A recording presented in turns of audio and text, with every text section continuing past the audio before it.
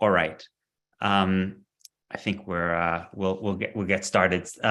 This Representative Omar needs to leave at 12:45 Eastern time, so I want to not waste any time. First, we're incredibly honored to be joined today by Representative Ilhan Omar from Minnesota. A couple of brief housekeeping notes. There is the chat and the Q&A are both on, but I'm not going to be looking at the chat. So if you have questions, please put them in the Q&A, and I will try to get to some of them and ask them myself in the latter half of the conversation.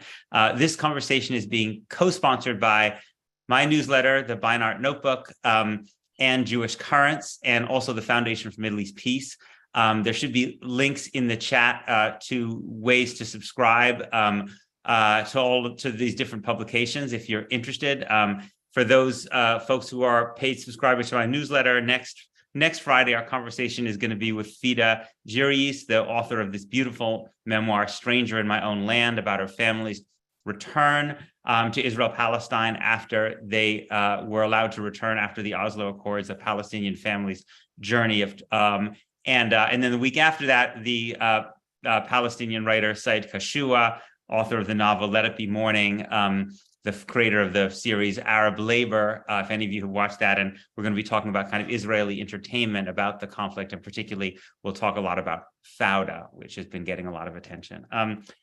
Representative Omar, one of the things that really struck me reading through a lot of the transcripts of your work on the House Foreign Affairs Committee was that you seem to approach American foreign policy and think about American foreign policy in a pretty distinct way, compared not just to your Republican colleagues, but even to a lot of your Democratic colleagues. And I'm wondering if you think that's true, and if you might elaborate a little bit on how you see American foreign policy and the ways in which that might be different than some others in Congress.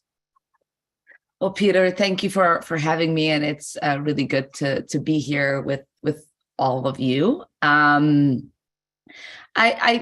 do agree with you in some regards. I always say I wanted to get on the Foreign Affairs Committee and ask the questions that I ask because I was that one person that watched the Foreign Affairs Committee and screamed at the TV all these questions I wanted to be asked. And now I get the opportunity to do so.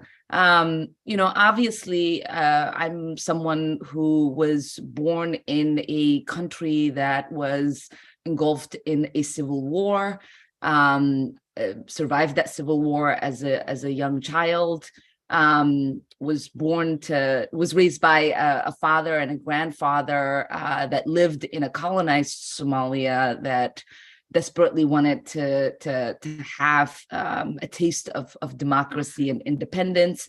And I also, lived in a refugee camp, came to the United States, and I think my worldview in the way in which the United States foreign policy is seen by others in its impact, whether it is positive or negative, is very much different than most of my colleagues. And I think that is due to the fact that, I've experienced it and interacted and have seen people be positively and negatively impacted. Most people don't know I would not have survived that refugee camp if it wasn't for the generosity of the American people in programs like USAID and the refugee resettlement, which are programs that are deliberated on that committee.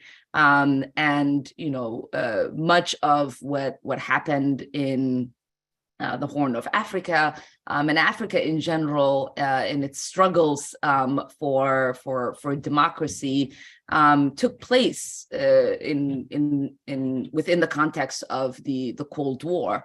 And so all of those conversations and legacies are things that are very much present for me as I try to do oversight around our foreign policy, try to critique it and analyze it and present a foreign policy vision that I know should be in line with our values. And I always come back to the saying of Martin Luther King, which was, we're not asking for much. We're just asking for what is said on paper. We're a country that sees itself as the oldest democracy in the world and the strongest. We obviously always talk about how we are a beacon of hope. We speak about ourselves as being a country of immigrants, and all of those things oftentimes are lose credibility in the way in which we might conduct our domestic or foreign policy. You mentioned Africa in particular. I know a lot of your work in particular on the subcommittee has been on the Africa subcommittee. What do you think are some of the kinds of things that might affect the way the United States is seen in different parts of Africa that people in Washington just generally are not aware of? Because this is this thing where, you show polls of people around the world who often have very negative views about American foreign policy, and yet to hear people in Washington, you would think that the United States is always promoting freedom and liberty around the world. So what are some of the things that you think folks in Washington don't really understand about the way people in Africa experience U.S. foreign policy? Yeah, I mean, I think, my like folks like my father, their first interactions or awareness of the United States and its policies came through things like the Peace Corps. Americans showing up in African villages, helping to teach, and that had really positive sentiment, and I think that could be seen as a positive way to cultivate a view of ourselves in the eyes of those that we say we want to help. But my generation and the generation that's younger than me, their interactions with the United States is through defense. And so on the American foreign policy has the 3 Ds, right? Diplomacy, development, and defense. And so when we look at holistically, the Africa program is very much heavy-handed in that defense, and it doesn't allow for movement in many of the countries that are engulfed in conflict for a lot of our diplomats to interact with people. A lot of the development work that we are doing is not something that can be seen and felt. We're not helping build as many schools as I would like. We're not helping build bridges and investing in infrastructure. And so in the involvement that we have, which we like to see it being different than the countries like China or others, to us it feels different, but sometimes to the people on the ground in these countries that I interact with, as I've traveled to many countries in Africa in my time in Congress, people are always asking where is the U.S.? How is the U.S. working to make our lives better?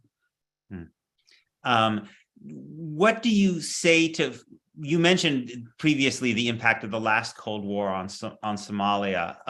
How concerned are you that this kind of a new kind of Cold War with China and Russia is leading the United States to essentially be willing to support very brutal regimes simply in the name of basically keeping them on our side in this geopolitical conflict, which is what we did often so disastrously during the last Cold War?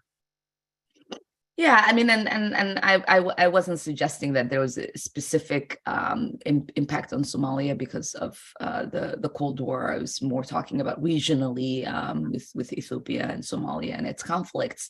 But Obviously, when we're looking at things through a strategic lens, sometimes it leads us to supporting governments, as we have in the past, that are not in line, that are not carrying out policies that are in line with the values that we say we hold as a country.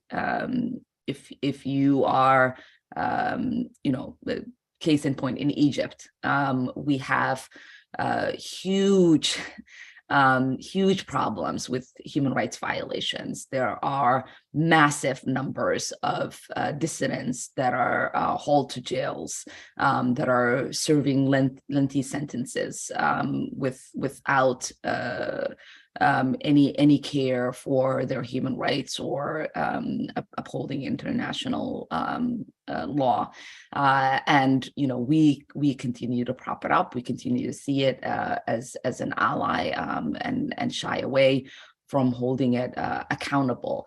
And that sends a message that says, this is contradictory to this value of advancing democracy and open society and human rights, when we continue to support regimes like the one in Egypt.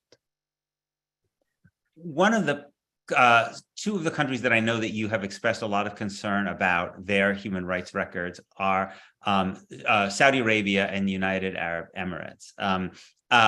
And one of the things that I'm really curious about, perhaps because it resonates for those of us who are Jewish critics of Israel, is that you are a proud Muslim, and you are a very, very strong critic of the human rights abuses of particularly Saudi Arabia, which it claims to have a certain religious authority because of the cities and holy sites that exist within Saudi Arabia. I'm wondering, what is that like for you, as one of the very, very few Muslims in Congress, to be such an open critic of a very prominent and powerful Muslim regime? It's not easy. Alhamdulillah, I am Muslim. I'm proud to be that. I think it is important to hold folks accountable, regardless of whether they hold any sort of reference for you personally or in regards to your faith. In any of those cases, you have to be principled in the things that you say you value and you care about. For me, I value people, and I value their rights, their ability to exist as a full human being, and their right to criticize their government. The Saudis, in many ways, not only have they waged an unjust war with the coalition, with our support here in the United States, in Yemen, which is one of the most populated countries in the Middle East and the poorest country in the Middle East. We've watched them bomb bridges, we've watched them bomb schools, we've watched them bomb clinics. These are all violations of international law. In many regards, people would consider that war crimes, and there is really no accountability of what's happening there. They also arrest dissidents unilaterally without even putting them through a legal system that could even be considered just. They arrest people for tweets. There is a gentleman who's from Florida who has been in jail for 15 years for a tweet in Saudi Arabia. We know their long history of treating women as second-class citizens. Obviously, they've made some adjustments there. We know their treatment of Muslim minority sects. We know there are denials of visas to go to Hajj, which is one of the 5 pillars of Islam, and to host the holiest site that most Muslims are required, if they can, to go to, and deny people because they come from certain countries, or you don't think they're Muslim enough. In your book, to me, as somebody who's Muslim and human, it just feels wrong to not constantly speak on it, and speak as loud as I can. You talked about, but I will say yeah. that for my Arab-speaking relatives, whether it's my brothers or my late father, it was quite painful, because the way in which I am talked about in Saudi-led media really can't even be compared to Fox News. I mean, it's really abhorrent, and so there's a price in the community, in the Muslim community at large, that I pay for being outspoken about their human rights violations, more so than any other country. I mean, it seems to me that is, if it's, to me, this is part of a kind of authoritarian axis that exists now, in which you have authoritarian Arab regimes that are essentially working kind of as allies of Israel, and trying, both in their own ways, to insulate all of their regimes from human rights criticism. And often, as you say, just as Israel will accuse people of being anti-Semitic for supporting Palestinian rights, the Muslim regimes will accuse people of being anti-Muslim for supporting the rights of people who are oppressed by a Muslim regime. So it leads me to think, and you have had to deal with these issues so much. How is it possible to create alliances in the United States across religious lines of Muslims and Jews and Christians and other people to fight for human rights in general, against all regimes that are violating human rights, especially those that are doing so with American money and American weapons, in opposition to this kind of weird ecumenical intra-religious authoritarian axis that is actually pushing back the other way? And I say the alliances exist. There are many Jewish organizations that fight for human rights that I've worked with, that have supported me throughout my congressional career. There are many Muslim, Christian, and non-faith groups that care about advancing human rights. I think, we seem to think we don't wield as much power and influence, but we do. There are a growing number of members of Congress. In this last election, so many of us were threatened, and many of us survived. I think we lost one member in Michigan to this fight, Andy Levin, my beloved friend, who I sat with both on the Ed and Labor Committee and on the Foreign Affairs Committee, who is a close ally of myself and Rashida Tlaib and others. But I think that the pendulum always swings back and forth.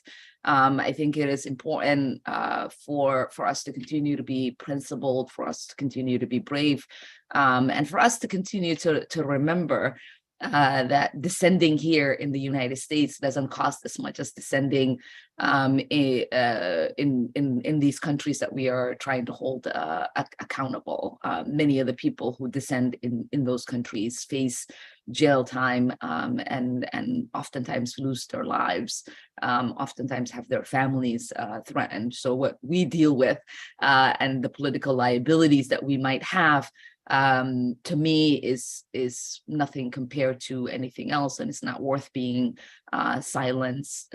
It's not worth being silent over. When you think about but there are many members of Congress, most members of Congress, who certainly when it comes to Palestinian rights are silent, or one could say worse, in the sense that they're enthusiastic supporters of essentially of human rights abuses against Palestinians and American complicity in those. How far away do you think we are from being able to move U.S. foreign policy on Israel-Palestine towards something that actually doesn't make the U.S. as complicit in these human rights abuses? How much of the obstacle is people's lack of knowledge, and how much of the obstacle is just the political realities that people feel are too daunting for them?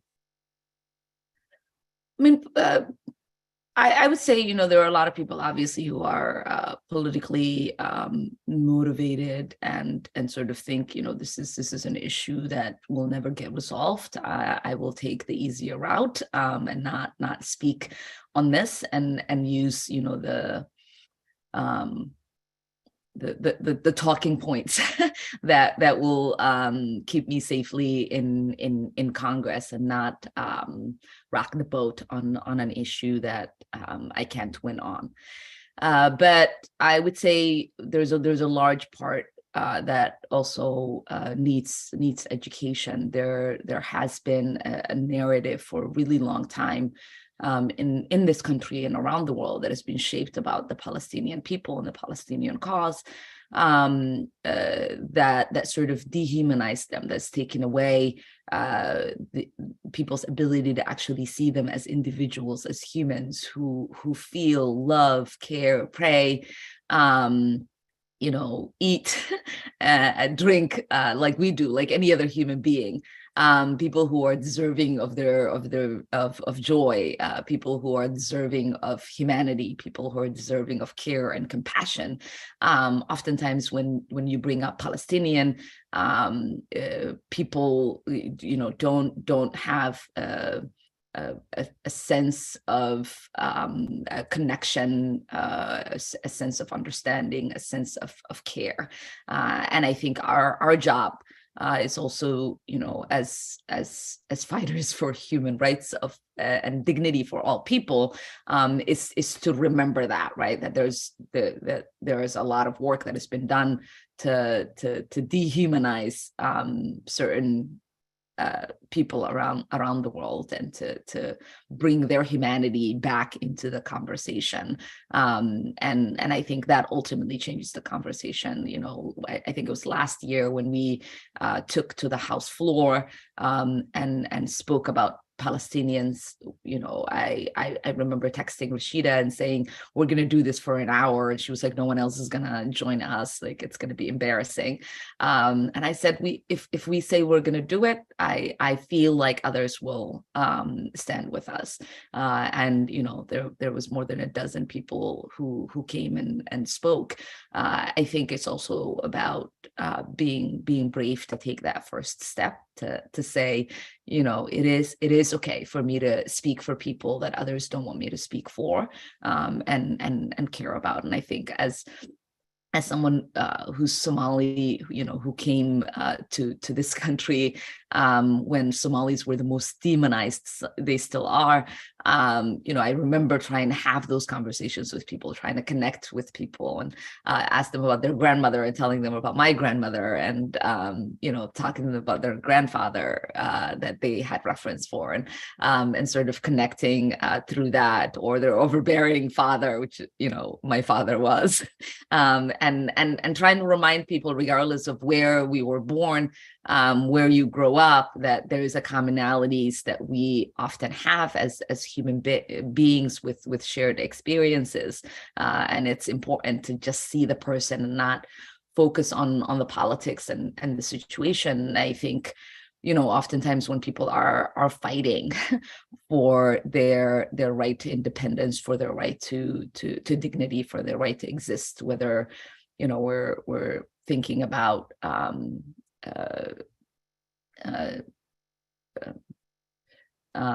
folks in Central and South America, or whether we were thinking about the Irish or others, that humanization oftentimes changes the conversation. Do you think I think we would both agree that the status quo in Israel-Palestine is unjust. Do you believe that the best answer is still an independent Palestinian state, or do you think we have reached a point perhaps where we should instead focus on the idea of one equal democratic state in all the territory that Israel controls? That's an interesting question. Certainly there is a huge portion, both in Israel and in the Palestinian territories, that are speaking about what it means to have a one-state solution that guarantees the rights and dignity of all. I know that the only person with Palestinian heritage in Congress thinks that way as well. What I hope for and want, obviously, I believe that Palestinians deserve their own right to self-determination. But obviously I am not Palestinian, and I would never be in a position to speak for them. I'm also not Israeli, and I can't speak for them as well. But what I do believe is that the current status quo cannot continue, and the current status quo cannot continue to be supported, especially as escalations continue to happen with this right-wing government that is in charge right now in Israel, that continues to put forth policies that limit the movement and the ability for Palestinians to exist as full human beings. You've taken a somewhat different view on the Russia-Ukraine war than many in Congress. You've been somewhat more skeptical of the idea of broad-based sanctions against Russia, and somewhat more skeptical about all of the weapon sales that the U.S. has sent to Ukraine. Now, as you know, many of the people who've taken those positions, supporting the sanctions and supporting the military aid, have done so in the name of human rights. They've said what Russia's doing is a terrible crime, and Ukraine should be supported in whatever way we can, because their national self-determination is being threatened. I'm curious how you square your more skeptical view about America's military and sanctions policy with your general position on human rights.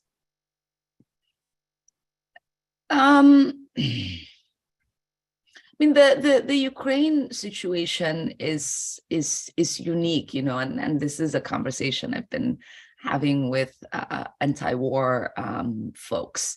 When a country is invaded by another country, you oppose that. That to me is the anti-war position, and so I oppose the violation of the human rights of folks in Ukraine by Russia and its aggression and the war that they've partaken in.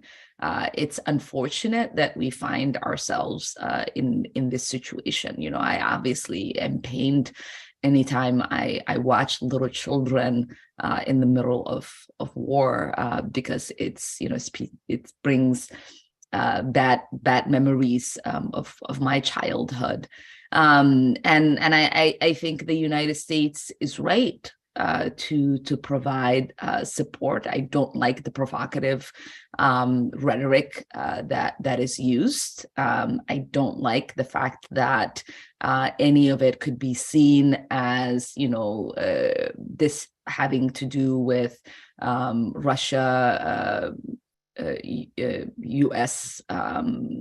Policy, because at the end of the day, it is Russia that's invading a country. It is Russia that is causing the death and destruction of Ukrainians. And it is something I think that we collectively have to stand up against and support, Ukrainians that are, fighting for their lives. So you've also been a critic, and one of the rare, I would say, critics of U.S. sanctions policies in general, America's willingness to impose sanctions. There are cases, though, sometimes when it seems like the people who are suffering human rights abuses want sanctions. I mean, in retrospect, most people would say that the sanctions that the Congressional Black Caucus forced Ronald Reagan to accept, for instance, on South Africa, were something that America can be proud of. So how do you judge when a sanction is moral because maybe it's helping people who are being oppressed by a terrible regime, and when sanctions are immoral because they hurt innocent people and deprive them of medicines or other basic necessities? Yeah, I mean there are sanctions that sort of cause a blackout. We have sanctions that are essentially a blockade. Whether it's Cuba or Venezuela or Iran, and those to me are inhumane. And there are obviously sanctions that you can place that might cause change in the way in which those heads of government are engaging in their domestic policy. But I remember on the Foreign Affairs Committee, we had Secretary Albright, who came in, and I talked to her about sanctions. I talked to her about whether she thought they made any sense, and she said it's a tool we have in the toolbox. Oftentimes we don't have something to the effect of oftentimes we don't have success with them. Oftentimes they tend to hurt the people and the population of the country instead of hurting the government that is violating human rights. And so to me there is something wrong in the way in which we think about sanctions. A lot of people ask for it when they come to advocate against a regime, but there is a challenge in trying to make sure a sanction you put on a head of government or his supporters, it's easy for them to find a way to get around it. And so you ultimately end up increasing the number of sanctions to capture as many people as you want. You end up sanctioning their banks, you end up sanctioning their ability to import and export. And then that is when the danger comes, right? That's when you ultimately start to impact their economy, and that impacts everyone. When you have your sanctions being responsible for the fact that a whole population can't have access to prescription drugs, then you're not fighting against human rights. You yourself are now violating the rights of those people to get medicine. And so I've always been a proponent of us getting rid of the muscle memory that says, just impose sanctions without critically thinking about its impact. And I've done that across the board, even with the stuff in Ukraine and in Russia. I've refused to support certain sanctions that the United States wanted to impose, because I know that the Russian people are not responsible for the war that their government is waging. And as we fight to protect the lives of Ukrainians, we can't put the lives of Russians at risk as well. One of the votes you've taken that you received some criticism for a few years ago was a vote on the recognizing the Armenian genocide, where I think you voted present. You're one of a relatively small number of members who did that. Again, given you've been talked about your focus on human rights, I'm curious if you can explain why you did that. Well, I explained it at the time, and it was shocking to me at the time that people actually thought I didn't believe the Armenian genocide happened. For me, I oftentimes have a problem in participating in political theater. I just didn't want for the vote to be meaningless in that regard, because a lot of my colleagues were pushing that to get back at Trump. I wanted that vote to be taken in a time when it was about taking the vote and recognizing the Armenian genocide. So obviously, if that vote were to come, I would vote yes. You talked earlier about how militarized American engagement with Africa and other parts of the world is, how much often the defense part overwhelms the diplomacy and the development part. And how much of that, honestly, do you think is the result of the influence that defense contractors and the kind of what Eisenhower called the military-industrial complex has in, so many of the people in administrations in both parties come out of institutions where they were being paid in some form or another from those institutions. A lot of members of Congress get money, or their districts get money from those defense contractors. How much of a role do you think that has in shaping U.S. foreign policy? Are you asking if lobbyists especially for defense shaping American foreign policy? Yes, it has been a huge impact. I mean, it's whether it is, this is why we need to get money out of politics, whether it is folks who, themselves are supported by these contractors in their campaigns, whether it is, the manufacturing plants and the jobs that are in their districts that influence, whether it is these countries that want these weapons and their lobbyists influencing. I mean, it is one of the things that nobody is willing to really have an honest conversation about or touch. I remember I raised an objection to selling weapons to Saudi Arabia and Nigeria around human rights violations and the EAU. And, we had a briefing and it was okay. But ultimately, these conversations ended up being about, like, we need to move forward because, like, politically and strategically it is the thing to do. So right or wrong is suspended oftentimes in these conversations. We don't honestly engage in a debate. They'll find a way to make you sound like you're crazy if you object. It's it also is not helpful, right? Like, we have a lot of the pundits who blindly support these actions on TV. So it's like circling the wagons, whether it's your colleagues that are saying you're naive, you're wrong on the topic, whether it is the whatever administration is there at the time, whether it is every news channel that's out there.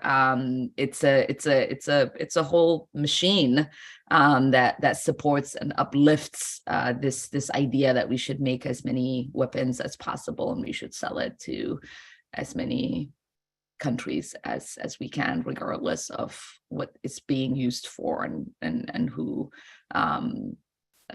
is being killed with. When you think about as long as those countries are our allies. Right. When you think about the role that you want to play in American foreign policy, are there people who are your inspirations, people historically, or even people in the present day who kind of you look to as models for the role you'd like to play in the foreign policy debate? One of my role models is still in Congress. Barbara Lee, Congresswoman Barbara Lee, obviously has been someone who hasn't been afraid to stand alone.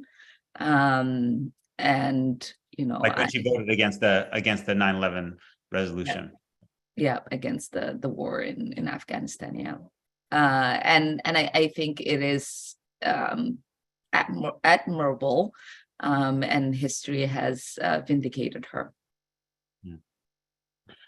We only have just time for maybe one more question, but you did mention, it does strike me that throughout American history, whether you go back to figures like W.E.B. Du Bois or Muhammad Ali, Andrew Young, that Black political figures in particular have been quite harshly punished when they have made fundamental critiques of U.S. foreign policy, and that there's this kind of expectation that maybe Black American politicians should restrict themselves to domestic affairs and leave that to the big boys and to an overwhelmingly white foreign policy establishment. Do you think that it is harder for Black members of Congress to challenge American foreign policy and to play a role in that than white ones?